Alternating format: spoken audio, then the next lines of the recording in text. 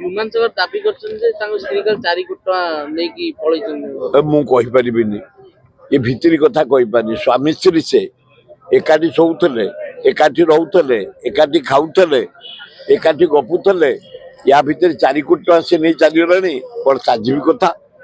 ଏଭଳିଆ କରିବା ଉଚିତ ନୁହଁ। କେତେ ଗୀତ ଗାଇକି ସେ 2 ପଇସା କମେଇଛି, ତା ପଇସାକୁ ନେଇକି ଛୁ, ଏଗୁଡାକ ଠିକ ହଉନି। ନାଇଁ, ସେଇଟା ସଦାବେଳେ ଗୋଟେ କଣ୍ଟ୍ରୋଭର୍ସି ହଉଛି ତାଙ୍କର।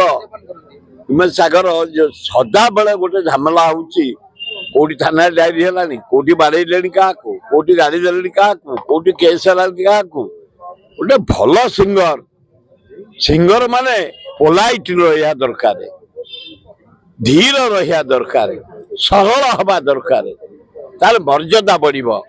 ହ୍ୟୁମାନ ସାଗରକୁ ମୁଁ ଅନୁରୋଧ କରୁଛି, ତମେ ରଫିଆନ ଯେମି ଛାଡ, ଗଣ୍ଡଗୋଳ ଛାଡ, ଗାଳିଗୁଦା ଛାଡ, ଆଉ ସ୍ତ୍ରୀ ନାଁରେ ଚାରିଆଡେ ବୁଲିକି ଯୋଉ ଅପବିଦ୍ୟା କରୁଛ ସେସବୁ ଛାଡ।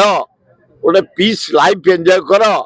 ପିସ୍ ରହିଲେ ଗୀତ ଭଲ ବାହାରିବ, ମଧୁର ସ୍ୱର ହବ ଏବଂ ସୁନାମ ଅର୍ଜନ କରିବ।